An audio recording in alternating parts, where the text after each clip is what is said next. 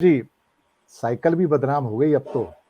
वो एक पुरानी गज़ल याद आ गई कि जिसका एक लाइन थी कि पहले जा, फिर जाने जा, फिर जाने जाना हो गए। और इसको इस संदर्भ में देखा कि भारतीय जनता पार्टी पहले समझती थी कि विरोधी पक्ष, फिर शत्रु पक्ष, फिर आतंकवादी हो गए।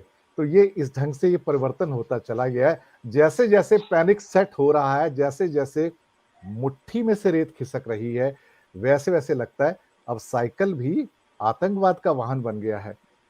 रविकांत जी, माइक आपके पास। देखिए, जो आपने शुरू में कहा था, मैं उसी शेर से अपनी बात को आगे बढ़ाना चाहता हूँ जी, कि जो निर्बल है वो दिए की तरह है और तूफान के साथ उसका मुकाबला है।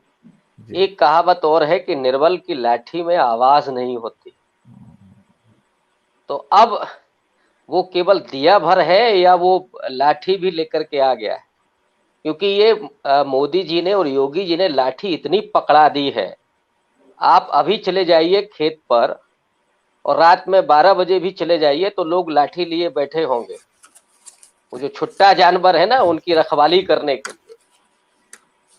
और जो लोग कह रहे हैं कि लाभार्थी जो चेतना है उसने इस पूरे चुनाव को बदला हुआ है या वो दिख नहीं रहा है, वो भारतीय जनता पार्टी के बहुत समर्थन में है। जी, वो किसान ये कहते हैं कि साहब 5 किलो तो आप दे रहे हैं, लेकिन ये जानवर हमारा 50 किलो खा के जा रहे हैं, इसका हिसाब कौन देगा? जी। तो वो लाठी लेकर के मौजूद हैं। और दूसरी तरफ जो चुनाव आयोग की बात की संतोष भारती जी ने, कि वो नहीं हो रहा है, और निश्चित रूप से भारतीय जनता पार्टी चुनाव बहुत मजबूती से लड़ रही है, मैं एकदम सहमत हूँ। साम दाम दंड भेद वो चारों उन्होंने लागू किए हैं, और आज से नहीं बल्कि वो 6-8 महीने पहले से ही चुनावी तैयारियों में लगे हुए थे।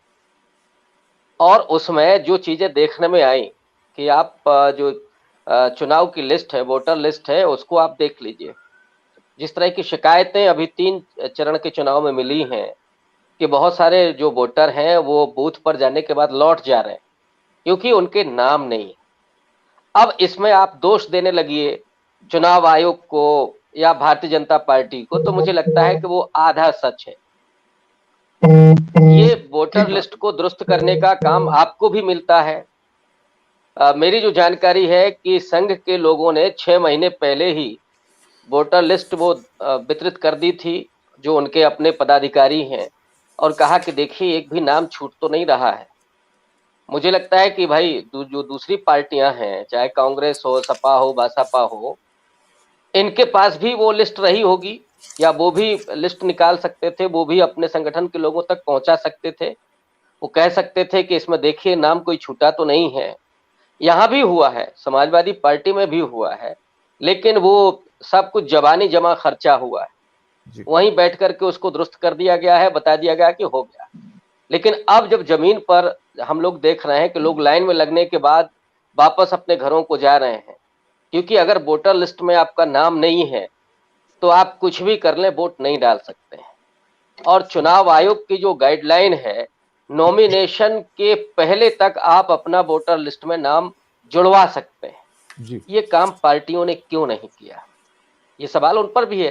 भाजपा के बारे में तो हम सब लोग जानते हैं ना कि वो तो एक तो हमेशा चुनावी मोड में रहते हैं और वो किसी भी हथियार का इस्तेमाल करते हैं।